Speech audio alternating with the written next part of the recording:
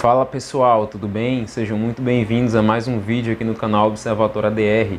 Meu nome é Adriel de Assis e no vídeo de hoje a gente vai falar sobre as principais evidências arqueológicas da Bíblia Sagrada. Exatamente, pessoal, há muito tempo já faz que eu não faço esse quadro, que é Escavando a Verdade, que é um quadro que eu gosto muito, mas nem sempre novas descobertas tem aí, e nem sempre eu estou com a minha Bíblia arqueológica em mãos estudando, né? Eu faço faculdade, então mesmo estando de recesso, eu não deixo de estudar. O que me faz cada vez mais, né, é estudar outras coisas para trazer para o canal. Fiquei um tempo parado no canal, mas eu creio que vou voltando. E sempre que vocês tiverem novidades, falem para mim sobre arqueologia, porque sempre a gente pode linkar uma coisa com a outra para fazer sentido com a Bíblia. Sempre alguma coisa faz sentido com a Bíblia, no que se diz achado arqueológico lá no Oriente Médio, nos lugares em que a Bíblia ela passou. No caso, os eventos, né, aconteceram ou tem alguma ligação cultural de certa forma.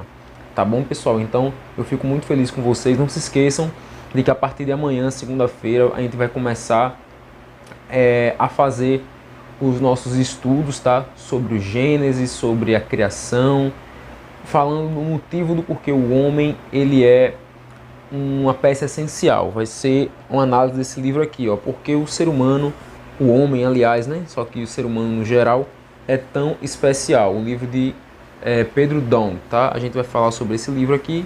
Se você não tem ele em mãos, caso queira pedir, eu vou botar o link da Amazon para você conseguir comprá-lo. É somente R$6.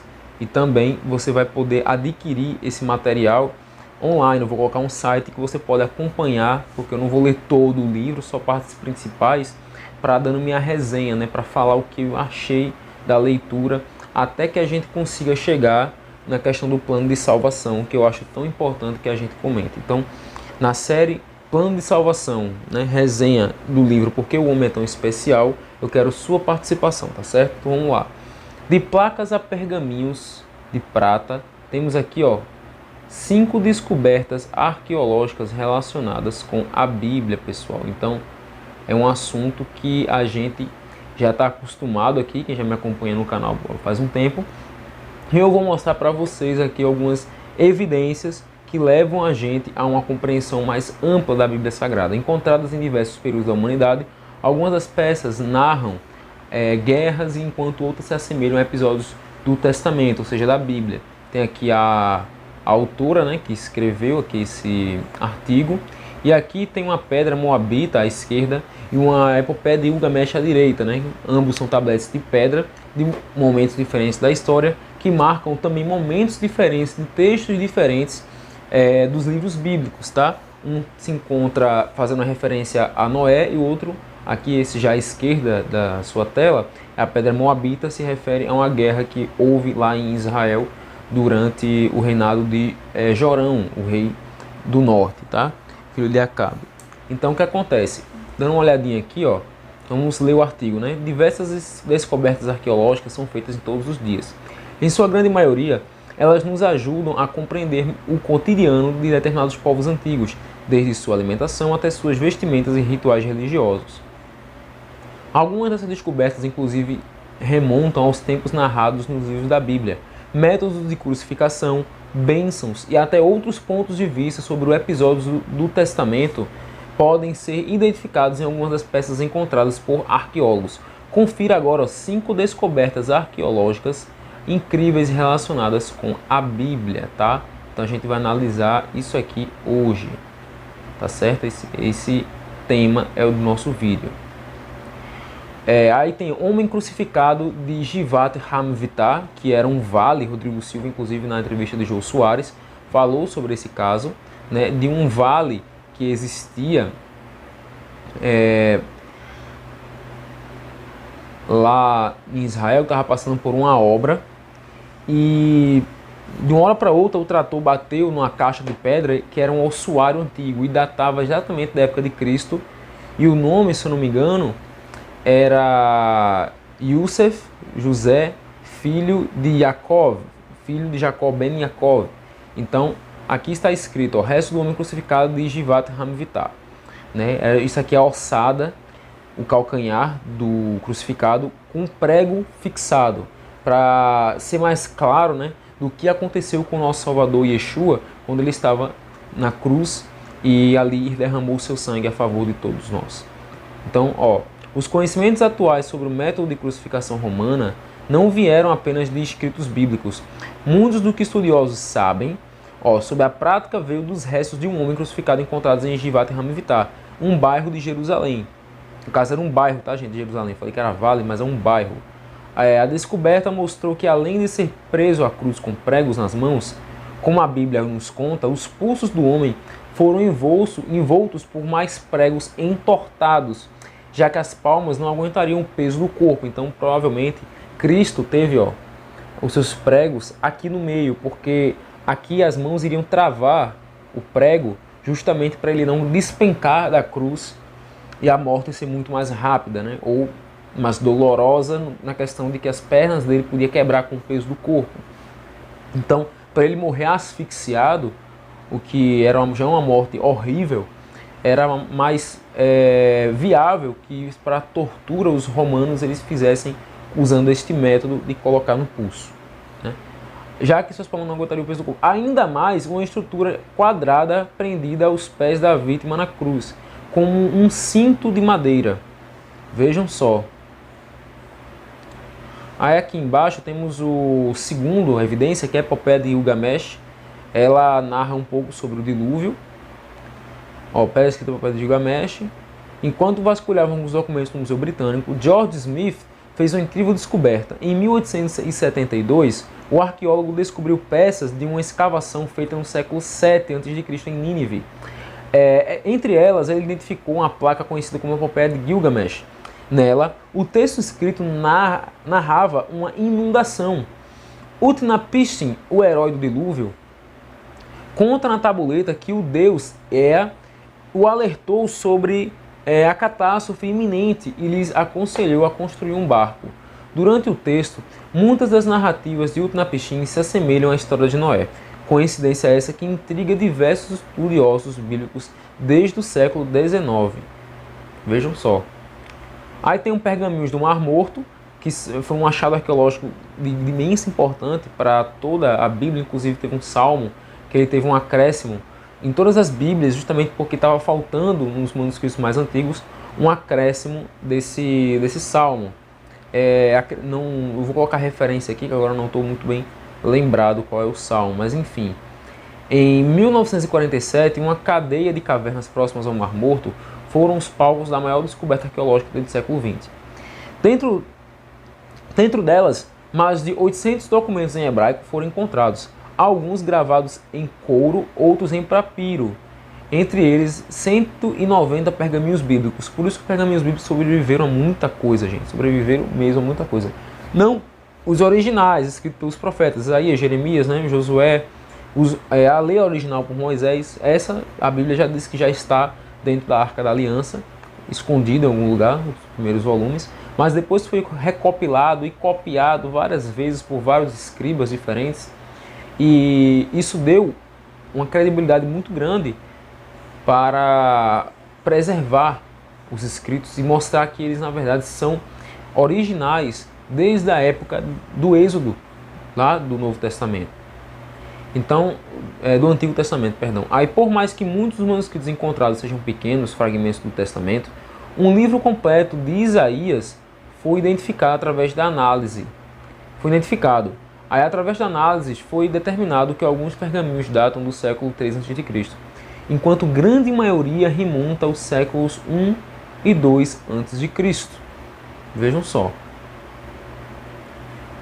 Aí aqui temos o quarto pergaminho, que é o de Ketef Inon, que é uma oração. Engraçado, né? Isso aqui é como estava originalmente, todo danificado, e eles reconstruíram através de digitalização, porque não dava para reconstruir apenas, né, tirando uma foto de longe, colocando aí esses pequenos fragmentos que sobrou. Aí tem o seguinte aqui escrito: em meados de 1979, Gabriel Berkay, um arqueólogo israelense, estava estudando tumbas funerárias da Idade do Ferro em Ketef Inon, um sítio arqueológico perto de Jerusalém. Durante escavações, Gabriel e sua equipe encontraram 2 rolos de prata junto ao corpo enterrado na tumba. As peças eram pergaminhos de metal e durante anos foram desenroladas e traduzidas por estudiosos. O maior dos pergaminhos, que em média media 7,6 centímetros, levou 3 anos para ser desenrolado completamente. Ambos os pergaminhos continham uma bênção sacerdotal, igualzinho ao que está em Números 6, 24 a 27. Vejam bem: o Eterno te abençoe e te guarde, faça o Eterno resplandecer o seu rosto sobre ti e te agracie. Tenha o Eterno misericórdia de ti e põe em ti a paz. E porão o meu nome sobre os filhos de Israel e eu os abençoarei. A mesma frase está em Números 24 até 6, 24 a 27. Aí tem aqui dizendo que no fim as 2 peças foram publicadas apenas em 1989 e hoje podem ser vistas no Museu de Israel em Jerusalém. Temos aqui agora a pedra moabita como nosso último achado, nossa última evidência, que é essa imagem que vocês estão vendo aqui. E é o seguinte, ó: enquanto caminhava por um mercado em Jerusalém, um missionário, agora foi um missionário, dessa vez cristão, evangelista, encontrou uma tábua de pedra à venda em 1868. Estava para vender. Vejam só a ignorância que o pessoal tem a respeito de achados históricos lá na antiguidade. Isso eu digo há séculos passados, tá? Hoje em dia, claro que existem órgãos que facilitam esse tipo de preservação, mas naquela época nem todo mundo tem essa visão. Aí, intrigado, ele percebeu que a peça estava dividida em diversos pedaços, cortada para que pudessem ser vendida a mais pessoas. Datada do século IX a.C., a placa tinha escritos em moabita, que era um dialeto do aramaico, tá? Um aramaico fenício antigo. Aí na pedra estava gravada a frase: eu sou Mesa, deixa eu pegar aqui o resto. Eu sou Mesa, filho de Cós, rei de Moabe. Vejam só o que diz a citação da pedra. O texto seguinte narrava uma guerra travada entre Israel em 850 a.C. sobre os olhos do rei de Moabe, onde ele era com certeza o vitorioso. Ele era o cara que ia acabar e devastar toda a nação. Vejam só. O texto seguinte narrava essa guerra travada em Israel sobre os olhos do rei de Moabe, e a Bíblia também fala sobre a batalha, mas de outra perspectiva, da perspectiva já israelita. Na placa, Mesa destaca suas vitórias, enquanto o Testamento enaltece o movimento de contra-ataque bem sucedido de Israel. É justamente esse texto aqui, que está registrado em 2 Reis, capítulo 3, do 4 ao 7. Então Mesa, rei dos Moabitas, era criador de gado, e pagava tributo ao rei de Israel, ao rei Jorão, 100.000 cordeiros e 100.000 carneiros com sua lã. Sucedeu, porém, que morrendo Acabe, o rei dos Moabitas se rebelou contra o rei de Israel.